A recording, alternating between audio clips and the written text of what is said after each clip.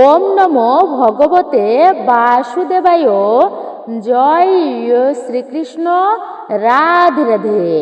অপরা একাদশী ব্রতটি আপনারা এই একাদশী ব্রত কবে পালন করতে হবে আপনাদেরকে? 12ই মে নাকি 13ই মে? 12ই মে মঙ্গলবার নাকি 13ই মে বৃহস্পতিবার দিন? এবং এই একাদশী ব্রতের দিনে কি কি খাবার খাওয়া যাবে, কি কি খাবার খাওয়া উচিত নয়? শাস্ত্রে এই অপরা একাদশীর বিশেষ ব্রতের মাহাত্ম্য কথাটি বর্ণনা করা হয়েছে। আজকের এই ভিডিওটির মাধ্যমে আমরা সেই বিষয়েই জানার চেষ্টা করব। পাশাপাশি আমরা এই একাদশী ব্রত পালন করি, কিন্তু পালন করার সময় যে মন্ত্র রয়েছে পালনের, সেই মন্ত্রের বিষয়ে অনেকেই জানি না। তো আমরা আজকে এই ভিডিওটির মাধ্যমে এই গুরুত্বপূর্ণ তথ্যসমূহ জানব। নমস্কার, আমি দীপা। সবাইকে সুস্বাগত জানাই রায়কিশোরী দীপা তথা সনাতন ধর্মীয় তথ্যমূলক চ্যানেলে। দেশ ও দেশের বাইরে থেকে যে সকল দর্শকেরা এই মুহূর্তে ভিডিওটি অন করেছেন, আপনাদেরকে অবশ্যই ভক্তি সহকারে শ্রবণ করতে হবে আজকের ভিডিওটি, যেটি অত্যন্তই গুরুত্বপূর্ণ হতে চলেছে সকল সনাতনী ব্যক্তিদের জন্য। আপনারা ভিডিওটি ভক্তিতেই শ্রবণ করবেন। আমি সর্বদাই চেষ্টা করি এইরকমই সনাতন ধর্মের ধর্মীয় তথ্যগুলোকে আপনাদের সামনে উপস্থাপন করতে, শেয়ার করতে। তাই আসুন কিছুক্ষণ সময় সকলে একসঙ্গে ধৈর্য ধরে আজকের এই গুরুত্বপূর্ণ তথ্যগুলো জেনে নিই। আশা করছি আজকের এই তথ্যগুলো আপনাকে অবশ্যই সমৃদ্ধ করবে। ভালো লেগে থাকলে ভিডিওতে একটা লাইক করবেন এবং কমেন্টে জয় শ্রীকৃষ্ণের জয় অথবা আপনার গুরুদেবের নামটি একটি বারের জন্য হলেও লিখে জানাবার জন্য বিশেষভাবে অনুরোধ জানাচ্ছি। আপনারা অবশ্যই ভিডিওটি মনোযোগ সহকারেই শ্রবণ করবেন। একজন সনাতনী বোনকে আপনারা সাপোর্ট করবেন আমি আশা রাখছি। তাহলে চলুন প্রবেশ করি আজকের মূল ভিডিওতে। একাদশী ব্রত ভগবান শ্রীকৃষ্ণের শ্রীবিষ্ণুর অত্যন্তই প্রিয় দিন হচ্ছে সেই দিনটা যেই দিনে একাদশী ব্রত পড়ে। অনেক প্রকার ব্রত রয়েছে আমাদের সনাতন ধর্মে, যেমন কার্তিক মাসে দামোদর ব্রত, কার্তায়নী ব্রত, বৃহস্পতিবারের লক্ষ্মী ব্রত। এই রকম করে যত প্রকার ব্রত রয়েছে, সব থেকে শ্রেষ্ঠ ব্রত হচ্ছে একাদশী ব্রত। ভগবান বিষ্ণুর সব থেকে প্রিয় দিন হচ্ছে এই একাদশীর দিন। যেমন বৃহস্পতিবার মা লক্ষ্মীর প্রিয় দিন, শনিবার শনি দেবের দিন, ঠিক তেমনি একাদশীর দিনটি সেটি যে দিনেই হোক, যে বারেই হোক, যেন এটি ভগবান শ্রীবিষ্ণুর অত্যন্তই প্রিয় দিন। এই জন্য এই একাদশীকে আবার হরিবাসর তিথি বলা হয়, হরিবাসর বলা হয়। যদি কোনো ভক্ত একান্ত ভক্তির সাথে একাদশী ব্রতের দিনে উপবাস করে ভগবান শ্রীবিষ্ণুর পূজা অর্চনা করতে পারে, তার ফলে তার জীবনে যে সমস্ত অশুভ রয়েছে তা কেটে যায় এবং সৌভাগ্যের উদয় হয়ে থাকে। বিশেষ করে বছরের 24টি একাদশী ব্রতের মধ্যে একটা শ্রেষ্ঠ ব্রত হচ্ছে এই অপরা একাদশী ব্রত। কেন এই একাদশী ব্রতটি এতটা শ্রেষ্ঠ? এই ব্রত পালন করলে কি ফল লাভ হয়ে থাকে? বলা হয়েছে যে যারা এই ব্রত পালন করবে, হাতি ঘোড়া ধনরত্ন দান করলে দানে দ্রব্য শুদ্ধি হয়। এই যে রাজা হরিশ্চন্দ্র, তারা জগতে একটা প্রসিদ্ধ হয়ে রয়েছেন কি কারণে? যিনি নিজেকে, নিজের রাজ্য পর্যন্ত দান করেছেন, নিজেকে পর্যন্ত বিলিয়ে দিয়েছেন। গুরুদেব বলেছিল দীক্ষা নেওয়ার পরে যে হরিশ্চন্দ্র, তোমার এই রাজ্যকে আমি দান হিসেবে চাই। রাজা হরিশ্চন্দ্র দ্বিতীয়বার তা ভাবেনি, তার রাজ্যকে দান করে দিয়েছিলেন গুরুদেবের চরণে। এবং এই দানের ফলে তিনি কি কি কাজ করবেন, কি করে জীবিকা নির্বাহ করবেন, ডোমের কাজ নিয়েছিলেন এই দান করার পরে। তার ফলে তার স্ত্রীকে বিক্রি করে দিলেন, সন্তানকে বিক্রি করে দিলেন। সেই শ্মশানেই হরিশ্চন্দ্র ডোমের কাজ করত। শ্মশানেই তার সন্তান পুরাতে এসেছিল, সেই শ্মশানে, যেই শ্মশানে হরিশ্চন্দ্র ছিল। কিন্তু এবং ওই সময়ে চিনতে পেরেছিল তার সন্তানকে। দৈবক্রমে তার দানের যে পুণ্য বলে সন্তান পর্যন্ত কিন্তু জীবিত হয়েছিল। এই হচ্ছে দানের বিশেষ মহিমা। তো এই রকম যত প্রকার দান রয়েছে, সমস্ত দানের ফল অনায়াসেই লাভ করা যায় শুধু এই অপরা একাদশী ব্রত পালনের ফলে। দ্বিতীয়ত হচ্ছে যারা এই ব্রত পালন করবে কাশীধামে, এই যে শিবরাত্রি ব্রত শিব ভক্তেরা বিশেষ ভক্তি শ্রদ্ধার সহিত পালন করে এবং সেই শিবরাত্রি ব্রত পালন করার ফলে জীবনের কিন্তু সমস্ত অশুভ কেটে যায়, গ্রহ দোষের উপশম হয় এবং মহাদেবের কৃপা লাভ হয়। এই রকম করে শিবরাত্রি ব্রত সকলের পালন করা উচিত। সেই ব্রত কাশীধামে বসে ব্রত পালন করলে যে পুণ্যফল লাভ করা যায় তার থেকেও অধিক পুণ্যফল শুধুমাত্র এই অপরা একাদশী ব্রত পালনের ফলে লাভ হয়ে থাকে। এবং এই দিনে আপনি যদি ব্রত করে কোনো ব্যক্তি ওই অপরা একাদশী ব্রতের দিনে বিষ্ণু পূজা করতে পারে, তবে সেই ক্ষেত্রে বিষ্ণু ধর্মোত্তর গ্রন্থে বলা হয়েছে সেই ব্যক্তি সর্ব পাপ হতে মুক্ত হয়ে অন্তিমে বিষ্ণুলোকে তার গতি হয়। এতটাই গুরুত্বপূর্ণ এই অপরা একাদশী ব্রতকে বলা হয়েছে। তো আমরা যদিও অনেকেই জানি যে কিভাবে এই ব্রত পালন করতে হয়, কিন্তু তারপরেও আমরা জেনে নিই একাদশী ব্রত পালনের নিয়ম। ব্রতের আগের দিন অবশ্যই আমাদেরকে সংযম পালন করতে হবে। আমরা একাদশী ব্রত পালন করি কিন্তু সংযম অনেকেই পালন করি না। মানে হচ্ছে একাদশী ব্রতের আগের দিনে নিরামিষ খাবার গ্রহণ করতে হয়। শুধুমাত্র খাবারের ক্ষেত্রেই নয়, কিন্তু আমরা অনেকেই আছি সাত্বিক খাবার গ্রহণ করি কিন্তু খারাপ ভাষা, চেঁচামেচি, চিৎকার, ঝই ঝামেলায় জড়িয়ে থাকি। ঝই ঝামেলা করি, চেঁচামেচি, চিৎকার করি, কিন্তু আগের দিনটি সাত্বিকভাবে কাটানো উচিত। মিথ্যা কথা বলা উচিত নয়, ঝই ঝগড়া ঝামেলা অশান্তি করা উচিত নয়, অপসঙ্গ করা উচিত নয়। এইভাবে করে ব্রতের আগের দিন রাত্রি 11টার আগে খাবার খেয়ে দাঁত ব্রাশ করে নিতে হবে। কেননা অতিরিক্ত রাত্রে খাবার খাওয়াকে তামসিক ভোজন বলা হয়েছে। তো বেশি রাত করে খাবার খেতে নেই, এতে স্বাস্থ্যের জন্য ক্ষতিকর হয়। তাছাড়া খাবার খেয়ে ওই সময় দন্ত ধাবন করতে হয়। কেননা যদি ব্রতের দিনে মানে ব্রতের আগের দিনে খাবার যদি আপনার পেটে যায়, এতেও কিন্তু ব্রতের দোষ লাগে। ব্রতের দিনে সেই খাবার যদি পেটে যায়, অর্থাৎ এই যে দাঁতের গোড়ায় যে খাবারটা লেগে থাকে, অনেকের আছে দাঁতের গোড়ায় লেগে থাকে, তো সেই খাবার যদি ব্রতের দিনে পেটে যায় তাহলে ব্রতের দোষ হয়, ব্রত পর্যন্ত ভঙ্গ হয়ে যেতে পারে। তাই আপনারা ব্রতের আগের দিন রাত্রি 11টার আগে খাবার খেয়ে দাঁত আপনারা ধাবন করবেন, অর্থাৎ দন্ত আপনারা ব্রাশ করে নেবেন। দ্বিতীয়ত হচ্ছে অনেকে আছে দাঁত ব্রাশ করতে গেলে দাঁতের গোড়া থেকে রক্তক্ষরণ হয়। আর যে কোনো ব্রত পালন করার পরে দাঁতের গোড়া থেকে যদি রক্তক্ষরণ হয় তাহলে কিন্তু সেই ব্রতে দোষ লাগে। তো এইভাবে করে একাদশী ব্রতের আগের দিনটি পালন করে, একাদশীর দিনটি হচ্ছে মূলতই কিন্তু মুখ্য বিষয়, মানে প্রধান বিষয় এই দিনটি। এই একাদশী ব্রতের দিনটি কেবলমাত্র একটুকু না খেয়ে থাকা নয়।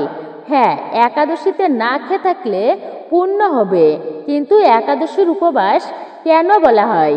উপমানের নিকটে আর বাস মানে বাস করা, মানে হচ্ছে এই দিনে ভগবানের সন্নিকটে বাস করা, ভক্ত সান্নিধ্য কাটানো। এখন আমি ব্রত করি কিন্তু আজে বাজে সঙ্গ করে বেড়াই, ভক্ত সঙ্গ করি না, সারাদিন ঘুমিয়েই কাটাই, এটিকে প্রকৃত উপবাস বলা হয়নি। তাই একাদশী ব্রতের দিনে খুবই ভোরে ভোরে ঘুম থেকে ওঠা উচিত সকলের, শয্যা ত্যাগ করে। শাস্ত্রে বলা হয়েছে সূর্য উদয়ের পূর্বে আমাদের ঘুম থেকে ওঠা উচিত, শয্যা ত্যাগ করা উচিত এবং সকালবেলা স্নান করে ঠাকুরের পূজা অর্চনা অবশ্যই করা উচিত। আমি আগের দিনে ভুলক্রমে অনেকেই বলে থাকেন যে আমি আগের দিনে ভুলক্রমে আমিষ খাবার খেয়ে ফেলেছি, অথবা অনেকে আছেন পরিবেশগত ক্রমে নিরামিষ খাওয়া হয় না তাদের, যেমন অনেকেই হোস্টেলে থাকে অথবা প্রবাসে থাকে, তারা বিশেষ করে পরিবেশগত কারণে সেই রকমভাবে তাদের নিরামিষ খাওয়া হয় না। তবে সেই ক্ষেত্রে কি একাদশী ব্রত পালন করা যাবে? না, যাবে না। যদি আগের দিনে নিরামিষ খাবার খেতে না পারে, অবশ্যই পালন করা উচিত সাত্ত্বিকভাবে আগের দিনে নিরামিষ খাবার খাওয়া। কিন্তু যদি আগের দিনে কেউ ভুল করে আমিষ খাবার খেয়ে ফেলে অথবা পরিবেশগত অনুসারে নিরামিষ খেতে না পারে, তবে সেক্ষেত্রেও যে কেউ ব্রত পালন করতে পারবে, ব্রত উপবাস রাখতে পারবে। এবং এই একাদশী ব্রতের দিনে আপনি যত ব্যস্তই থাকুন না কেন, মুখ্য বিষয় হচ্ছে এই দিনে ভক্তর সঙ্গে কাটাবেন। আপনি হয়তো ব্যস্ত মানুষ, চাকরি থেকে আসার পরে বিকালবেলায় নিজের হাতে ঠাকুর পূজা আপনি করতে পারছেন না, কিন্তু বলা হয়েছে যত কষ্টই হোক না কেন ঠাকুর পূজাটা নিজের হাতে অবশ্যই করা উচিত। পূজা দেবেন নিজের হাতে কষ্ট হলেও, এতে বেশি করে ভগবান আপনার প্রতি প্রসন্ন হবেন। অন্যান্য দিনে ধর্মীয় কাজ করলে যে পুণ্যফল প্রাপ্ত করা যায় তার থেকে অধিক পুণ্য লাভ হয়ে থাকে যদি কোনো ব্যক্তি একাদশী ব্রতের দিনে ভক্তি ভরে ব্রত করে ভগবান শ্রীবিষ্ণুর পূজা অর্চনা করতে পারে। এটি হচ্ছে সর্বমঙ্গলময়। তাই এই দিনে একটুকু বিশেষ করে আমাদের বিশেষভাবে কাটানো উচিত। এবং এই একাদশী ব্রতের দিনে অনেকেই প্রশ্ন করে ছাতু খাওয়া যাবে কিনা। মনে রাখবেন, এটা একটা প্রশ্ন, কমন প্রশ্ন, যে একাদশীর দিনে কি কি ফল খাওয়া যেতে পারে। সর্বোত্তম হচ্ছে নির্জলা ব্রত করা। ব্রত হয় 3 ধরনের: উত্তম, মধ্যম আর কনিষ্ঠ। উত্তম ব্রত হচ্ছে যারা জল ফোঁটা পর্যন্ত পান করবে না, নির্জলা ব্রত পালন করবেন, এটি হচ্ছে সর্বোত্তম। কিন্তু সবাই তো আর নির্জলা ব্রত করতে পারে না। যেমন অনেকে আছেন ফলমূল খেয়ে ব্রত পালন করে। তবে বলা হয়েছে যদি আপনি ব্রত নির্জলা রাখতে না পারেন, যে কোনো প্রকার ফলমূল খেতে পারবেন, দুগ্ধ খেতে পারবেন। কিন্তু অনেকে আছে ফলমূল খেয়েও তাদের হচ্ছে না, ভারী ভারী কাজকর্ম করতে হয়, আবার লেখাপড়া করে হোস্টেলে থাকে, মানে অনেক পরিশ্রম হয়ে যায়। সেই ক্ষেত্রে আপনারা সবজি রান্না করে খেতে পারেন। কি কি সবজি খাওয়া যাবে?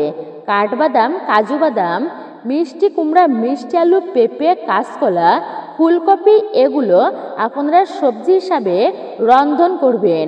সূর্যমুখীর তেল অথবা ঘি দিয়ে রন্ধন করবেন, না হলে বাদাম তেল দিয়ে রান্না করে ভগবানকে ভোগ নিবেদন করে সেই প্রসাদ গ্রহণ করবেন। কিন্তু ভুলক্রমেও সবজি রান্না করার সময় সেখানে সরিষার তেলের সংমিশ্রণ করা উচিত নয়। মনে রাখবেন, একাদশীর দিনে ব্রত করেন কিংবা না করেন, কিন্তু ভুলক্রমেও যে খাবারগুলো খাওয়া উচিত নয় তার মধ্যে হচ্ছে পঞ্চরবিশস্য খেতে নেই। সরিষার তেল কখনো ভুলক্রমে খাওয়া উচিত নয়। এতে পাপ না করেও সকল পাপের ভাগী হতে হয়। কেননা শাস্ত্রে একটা কাহিনীতে পাওয়া যায় এই একাদশী ব্রত প্রসঙ্গে।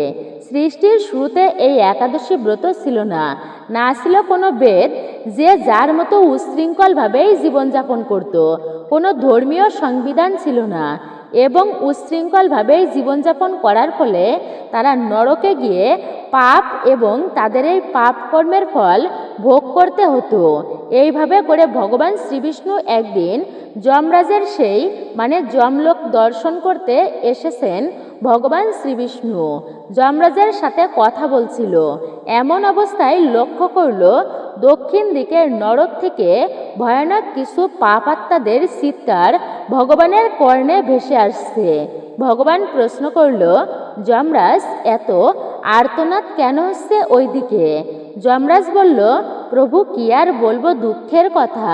পৃথিবীবাসী তারা বেশি বেশি পাপ কর্ম করে, আর তাদের সেই পাপের ফলস্বরূপ আজকে তাদের এই পরিণতি, তাদের নরকের দুঃখ যন্ত্রণা ভোগ করতে হচ্ছে। তখন ভগবান শ্রীহরি বিষ্ণুর হৃদয় কেঁপে উঠল।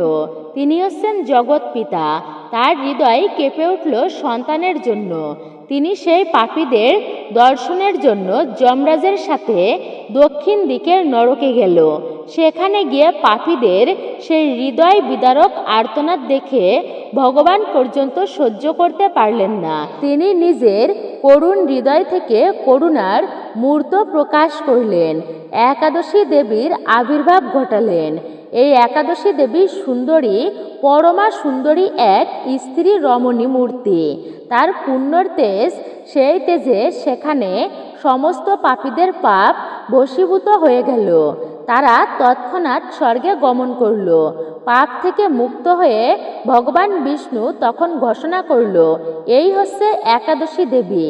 যেই ব্যক্তি এই একাদশীর দিনে একান্ত ভক্তি ও শ্রদ্ধা সহকারে ব্রত পালন করবে, আমার পূজা করবে, সেই ব্যক্তি সর্বপ্রকার পাপ হতে মুক্ত হয়ে অন্তিমে বিষ্ণু লোকে গমন করবে। এরপর থেকে মূলত জগতে একাদশীর প্রচার শুরু হলো। সবাই মহাপাপীও একাদশী ব্রত পালন করলে সেই সর্ব পাপ হতে মুক্ত হয়ে বৈকুণ্ঠে গমন করে, কেউ আর নরকে যাচ্ছে না। এইদিকে ভগবান পাপ পুরুষ সৃষ্টি করেছেন। যেই ব্যক্তি অধর্ম করে তার উপরে যেমন কলি আশ্রয় করে, ঠিক তেমনি পাপীদের কাছে পাপ পুরুষ আশ্রয় গ্রহণ করে, তাদের শাস্তি দেয়। তো পাপ পুরুষও একাদশীর দিনে কোথাও আশ্রয় পাচ্ছে না। স্বর্গ, মর্ত, পাতাল ত্রিভুবনেই একাদশীর পুণ্যের তেজে কোথাও সে আশ্রয় নিতে পারছে না। শেষ পর্যন্ত উপায় না পেয়ে ত্রাহি ত্রাহি করতে করতে বৈকুণ্ঠে ভগবানের কাছে উপস্থিত। প্রভু, আমাকে রক্ষা করো। কেন, কি হয়েছে তোমার?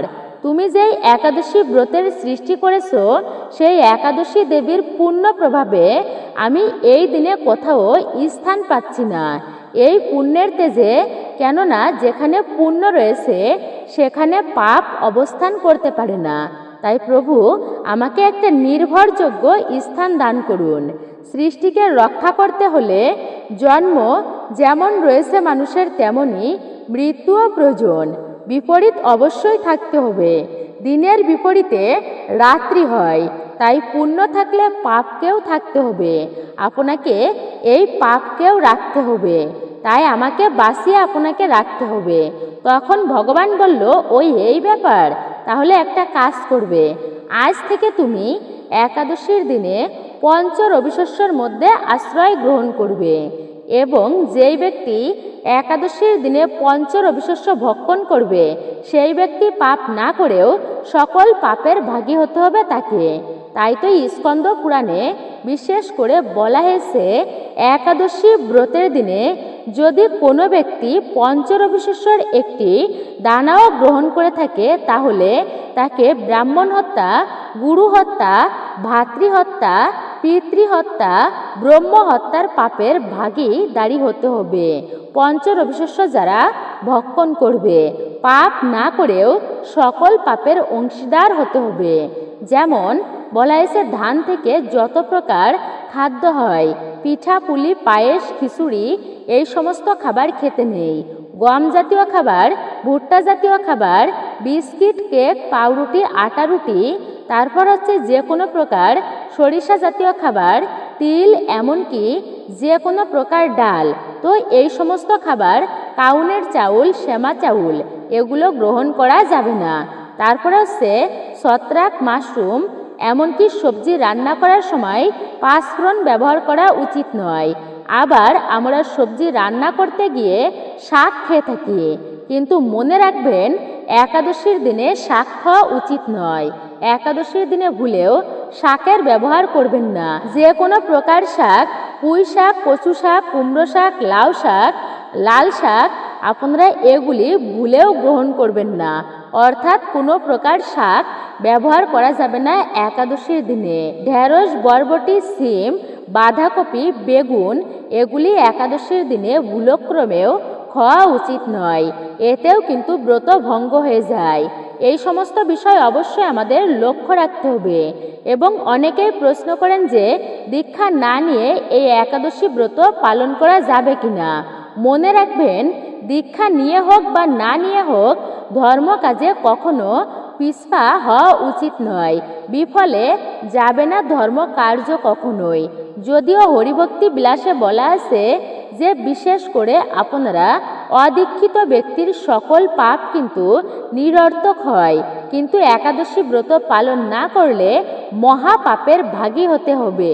তবে কেন আমরা ব্রত পালন করব না? দ্বিতীয়ত, বিশেষ করে বলা হয়েছে স্কন্দ পুরাণের কথায়, যদি কোনো ব্যক্তি স্বল্পমাত্র ধর্মের অনুষ্ঠান করে, সেই ধর্মের ফল কখনোই তার বৃথা যায় না। তাই প্রত্যেকের একাদশী ব্রত পালন করতে হবে, প্রত্যেকেই পালন করতে পারবে, সেটা দীক্ষা নিয়ে হোক কিংবা দীক্ষা না নিয়েই হোক, সবাই একাদশী ব্রত পালন করতে পারবেন। এবং একাদশীর দিনে আরেকটা প্রশ্ন করেন, সেটা হচ্ছে একজন মা বলেছেন যে একাদশীর দিনে পঞ্চরবিশস্য খাবার খেতে নেই, এটা ভালো, কিন্তু আমি নিজে একাদশী ব্রত পালন করেছি, আমার পরিবারের অন্যান্য সদস্যরা ব্রত পালন করেনি, আবার রান্না করে দিতে হচ্ছে আমাকে তাদের। সেই ক্ষেত্রে একাদশী ব্রত পালন করে যদি অন্য সবজি রান্না করেই দিতে হয়, এতে কি এই একাদশী ব্রতের ফল লাভ করা যাবে কিনা? হ্যাঁ, অবশ্যই মনে রাখবেন, প্রথমত হচ্ছে পরিবারের লোকজনের বোঝা উচিত, যদি কেউ ধর্ম কাজ করে তাকে উৎসাহ দেওয়া উচিত। আজকে যে এই বেচারিটা একাদশী ব্রত রেখেছে তাকে দিয়ে ধর্ম কাজ করাবো, সাধারণত কাজকর্ম তাকে দিয়ে অতটা করাবো না, সাধারণ কার্য। এইভাবে করে সবাই মিলেমিশে চলতে হয়। এই দিনে ধর্ম কার্যে সবাইকে উৎসাহ দিতে হয়। তারপরেও যদি পরিবারে কেউ রান্নার না থাকে, সেই ক্ষেত্রে রান্না করে দিলে এটা দোষণীয় হবে না। তবে একাদশী ব্রতের দিনে বিশেষ করে বলা হয়েছে একাদশী ব্রতের সম্পূর্ণ ফল লাভ হবে। ভগবানের কাছে আপনি সম্পূর্ণভাবে ক্ষমা প্রার্থনা করবেন। আর তিনি তো দেখছেন যে আপনার পরিবারে রন্ধন করে দেওয়ার জন্য অন্যান্য আর কেউ নেই, যার কারণে আপনাকে পরিবেশগত অনুসারে আপনাকে রন্ধন করেই দিতে হচ্ছে পরিবারের অন্যান্য সদস্যদের। তবে এই দিনে সবাইকে কিন্তু ব্রত রাখা অবশ্যই উচিত, কেননা পরিবারের সাথে তাল মিলিয়ে ধর্ম কার্য করা উচিত। এতেই হচ্ছে শান্তি এবং ভগবান এটা অবশ্যই দেখবে। আশা করি ব্রতের ফল অবশ্যই পাওয়া যাবে। এবং এই একাদশী ব্রতের দিনে আমরা ব্রত করে কিছু ভুল কাজ করে থাকি। মনে রাখবেন, ব্রতের দিনে এমন কিছু ভুল কার্য কখনোই করা উচিত নয়, এতে ব্রতের সম্পূর্ণ ফল লাভ করা যাবে না, সম্পূর্ণ ফল প্রাপ্ত করা যায় না। তাই খুবই গুরুত্বপূর্ণ বিষয় হচ্ছে একাদশী বিষয়। এবং একাদশী ব্রতের দিনে যে কাজগুলো করতে নেই, তার মধ্যে প্রথমত হচ্ছে এই একাদশী ব্রতের দিনে ভুলক্রমেও কারোর নিন্দা করবেন না। আমরা এক জায়গায় বসে থাকলে জগতের যত নিন্দা আছে তা শুরু হয়ে যায়, কে কি করেছে, কোথায় কি হচ্ছে। কিন্তু মনে রাখবেন, জগতের সব থেকে বড় অপরাধ হচ্ছে নিন্দা করা। নিন্দা হচ্ছে বৈষ্ণব নিন্দা বিশেষ করে। তাই নিন্দা করতে অন্তত পক্ষে এই একাদশী ব্রতের দিনে আপনি অপরের ভালো গুণকে দর্শন করুন, নিন্দা কখনোই করবেন না, এটা বিশেষ করে অশুভ বলা হয়েছে এবং আপনার পক্ষেই কিন্তু এটা ক্ষতিকর। আপনি ভালো জিনিস দর্শন করুন, ভালো জিনিস দর্শন করলেও এতে একজনের বিশেষ করে বলা হয়েছে ওই একজনের যে ভালো গুণ রয়েছে সেটিও নিজের মধ্যেই প্রকাশ পায়। কিন্তু সবসময় অপরের দোষগুলো আপনি দেখলেন, সেই দোষ কিন্তু একটুকু হলেও আপনার মধ্যে বিদ্যমান হয়। তাই সবসময় অপরের নিন্দা নয়, ভালো গুণের আলোচনা করতে হয়। তো যাই হোক, অন্ততপক্ষে একাদশীর দিনে কারোর নিন্দা করা উচিত নয়, নিন্দা কখনোই করা উচিত নয়। তো বিশেষ করে বলছি, এই দিনে তো আপনারা নিন্দা করবেনই না। দ্বিতীয়ত হচ্ছে মিথ্যা কথা বলতে নেই, অন্ততপক্ষে একাদশী ব্রতের দিনে, এতেও ব্রতের সম্পূর্ণ ফল লাভ হয় না। এবং তৃতীয়ত হচ্ছে ব্রহ্মক্ষয় করবেন না, ব্রত করে আমরা অনেক সময় শারীরিক সঙ্গ করি স্বামী স্ত্রী, এতে যতই ব্রত করি সেই ব্রতের দিনে যদি ব্রহ্ম ক্ষয় করা হয় তবেও কিন্তু এই ব্রতের সম্পূর্ণ ফল লাভ হয় না, এতেও কিন্তু ব্রত ভঙ্গ হয়। তো এই বিষয়টা অবশ্যই মনে রাখবেন। যদি স্বপ্ন দোষও হয় ব্রতের দিনে তবে সেক্ষেত্রেও ব্রতে কিন্তু দোষ লাগে। পাশাপাশি সঙ্গ করতে নেই স্বামী স্ত্রীর সঙ্গ, তাহলেও কিন্তু ব্রত ভঙ্গ হয়ে যায়। অবশ্যই এই বিষয়গুলি আপনাদেরকে আমাদেরকে খেয়াল রাখতে হবে। তো যাই হোক, এখন আমরা জেনে নিই 2026 সালে এই অপরা একাদশী ব্রতটি কবে পালন করতে হবে। তবে তার পূর্বে শাস্ত্রে এই অপরা একাদশীর ব্রতের বিশেষ মাহাত্ম্য কথা বর্ণিত হয়েছে।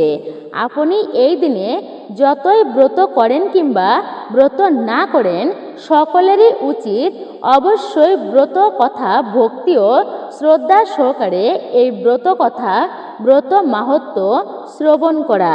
এতে ব্রত করুন কিংবা না করুন, এতে অনেকাংশে এই ব্রতের ফল প্রাপ্ত করা যায়। তাই আসুন আমরা কিছুক্ষণ সময় ধৈর্য ধরে এই অপরা একাদশীর ব্রত কথা ব্রত মাহাত্ম্য শ্রবণ করি এবং এই ব্রত কথা ব্রত মাহাত্ম্য শ্রবণ করে অবশ্যই এই দিনে আপনি একটি প্রদীপ প্রজ্বলিত করে রাখবেন ভগবানের উদ্দেশ্যে। আশা করছি একটুকু হলেও এই ব্রতের ফল লাভ করা যায়। এই জন্য তো সনাতন ধর্মে নববিধা ভক্তির মধ্যে প্রথমত হচ্ছে শ্রবণ করা। শ্রবণাম মঙ্গলম, শ্রবণ করলেও বিশেষ মঙ্গল সাধিত হয়। আমরা জেনে নিই অপরা একাদশীর ব্রত কথা। এরপরে আমরা জানব এই ব্রতের পারণ কখন করতে হবে, ব্রতের পারণ মন্ত্র কি এবং এই ব্রত কোন দিন পালন করতে হবে। অপরা একাদশীর ব্রত। মহারাজ যুধিষ্ঠির ভগবান শ্রীকৃষ্ণকে বললেন, হে কৃষ্ণ, জ্যৈষ্ঠ মাসের কৃষ্ণপক্ষিয়া একাদশীর নাম কি এবং তার মাহাত্ম্যই কি তা আমি শুনতে ইচ্ছা করি। আপনি অনুগ্রহ করে তা বর্ণনা করুন। শ্রীকৃষ্ণ বললেন, হে মহারাজ, মানুষের মঙ্গলের জন্য আপনি খুবই উত্তম প্রশ্নই করেছেন। বহু পুণ্য প্রদানকারী, মহাপাপ বিনাশকারী এবং মহাপুণ্য পুত্র দানকারী এই অপরা একাদশী জগতে প্রসিদ্ধা।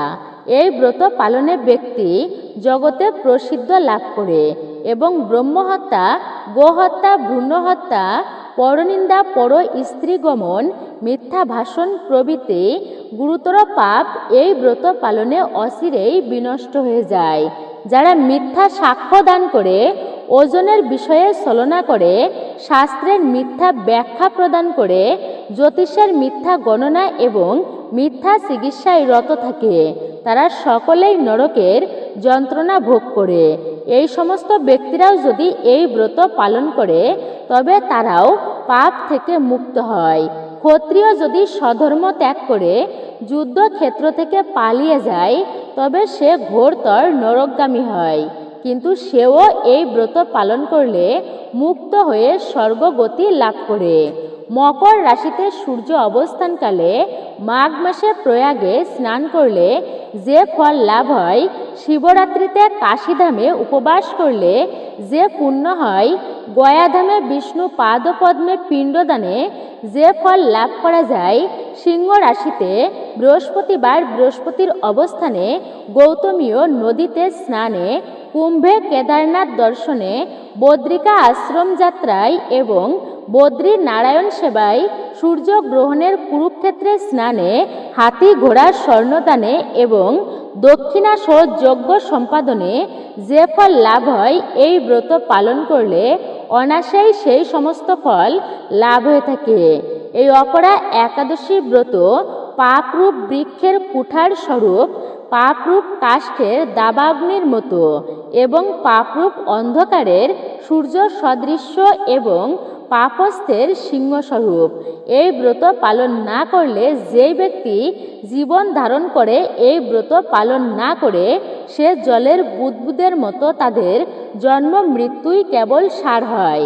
অপরা একাদশীতে উপবাস করে যেই ব্যক্তি ভগবান শ্রীবিষ্ণুর পূজা অর্চনা করে তিনি সর্ব পাপ হতে মুক্ত হয়ে অন্তিমে বিষ্ণু লোকে তার গতি হয়। এই ব্রত কথা পাঠ এবং শ্রবণ করলে সহস্র গোদানের ফল লাভ হয়। ব্রহ্মাণ্ড পুরাণে এই ব্রত মাহাত্ম্য কথা বর্ণনা করা হয়েছে। মূলত এটাই ছিল অপরা একাদশীর ব্রতের মাহাত্ম্য কথা। আশা করছি সকলেই বুঝতে পেরেছেন এই ব্রত পালন করলে আমরা কি ফল লাভ করতে পারি। এই জন্য আপনি নিজেও একাদশী ব্রত পালন করুন এবং সবার মাঝে আপনারা প্রচার করুন যেন সকলেই এই অপরা একাদশীর ব্রত পালন করে এবং একাদশী ব্রত পালনে যেন উৎসাহী হয়। এই ব্রত প্রসঙ্গে জেনে তো এই ব্রতের তিথি বা ব্রত আপনারা কবে পালন করবেন। একাদশী তিথি শুরু হচ্ছে অপরা একাদশীর তিথি।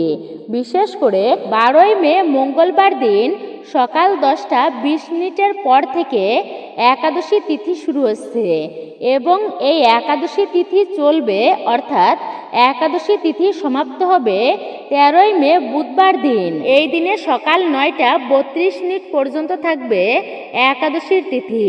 উদয়া তিথি অনুসারে আপনাদেরকে এই অপরা একাদশীর ব্রত পালন ব্রত উপবাস রাখতে হবে। বিশেষ করে 13ই মে বুধবার দিন আপনারা এই দিনে ভক্তি ও শ্রদ্ধার সহিত এই অপরা একাদশী ব্রতর উপবাস রাখবেন। আর আপনাদেরকে পালন কার্য সুসম্পূর্ণ করতে হবে 14ই মে বৃহস্পতিবার দিন। 14ই মে বৃহস্পতিবার দিন আপনারা সকাল 6টা থেকে শুরু করে 8:24 মধ্যে আপনারা পালন কার্য সুসম্পূর্ণ করবেন এই একাদশী ব্রতের। অবশ্যই ভক্তি ও শ্রদ্ধার সহিত এই দিন পালন কার্য করবেন। আর পালনের সময় অবশ্যই ভগবানকে পঞ্চ রবিশস্যর ভোগ অর্পণ করে তুলসী পত্র প্রদান করে তারপরেই পালন মন্ত্র উচ্চারণ করবেন 3 বার। তারপরে আপনারা পালন কার্য সুসম্পূর্ণ করবেন ভগবানের প্রসাদ গ্রহণ করে। ওম একাদশাম নিরাহার ব্রতে নানেন কেশব প্রসিদ সুমুখ নাত জ্ঞান দৃষ্টি প্রদভব। এই মন্ত্রটি আপনারা 3 বার উচ্চারণ করে ব্রতের পালন সুসম্পূর্ণ করবেন। আপনারা অবশ্যই ভক্তিতে এই দিনটি অতিবাহিত করবেন। সকল প্রকার ক্ষৌরকর্ম অবশ্যই আপনারা পরিত্যাগ করবেন এই দিনে। বৃক্ষ আদি গাছপালা আপনারা এই দিনে ভুলেও কাটবেন না। কখনো কাউকে আপনারা আঘাত করবেন না। পশু পাখিদের আপনারা মারবেন না এই দিনে। অবশ্যই আপনারা মেনে চলবেন। এই দিনটি ভক্তি সহকারে পালন করবেন। ভগবানের পূজা অর্চনা বিশেষ করে আপনারা এই দিনে করবেন। হরে কৃষ্ণ মহামন্ত্র যতবার পারবেন ততবার আপনারা জপ করবেন। মূলত এটাই ছিল আমাদের আজকের ভিডিওটি রায়কিশোরী দীপা এই চ্যানেলে। আজকের ভিডিওটি আমি এখানেই সমাপ্ত করছি। সকলে নিশ্চয়ই মনোযোগ সহকারে আপনারা শ্রবণ করেছেন ভিডিওটি। যদি ভালো লেগে থাকে ভিডিওতে একটি লাইক করবেন এবং কমেন্টে ভক্তি ভালোবাসা ও শ্রদ্ধার সহিত জয় শ্রীকৃষ্ণের জয় ও জয় শ্রীবিষ্ণুর জয় বা আপনার গুরুদেবের নামটি একটি বারের জন্য হলেও লিখে জানাবার জন্য বিশেষভাবে অনুরোধ জানাচ্ছি। অবশ্যই আপনারা একজন সনাতনী বোনকে সাপোর্ট করবেন ধর্মীয় যাত্রায় আমি আশা রাখছি। চ্যানেলটি সাবস্ক্রাইব করবেন, পাশে থাকার নোটিফিকেশন বেল আইকনটি প্রেস করে রাখুন। সকলে ভালো থাকুন, সুস্থ থাকুন পরম করুণাময় ঈশ্বরের অশেষ কৃপায়। নতুন পুরাতন সকল দর্শককেই অসংখ্য ধন্যবাদ। ভিডিওটি সম্পূর্ণ শ্রবণ করার জন্য আপনার কাছে কৃতজ্ঞ এবং আপনাকে অসংখ্য ধন্যবাদ। অবশ্যই আমাদের পাশে থাকবেন অনুরোধ করছি।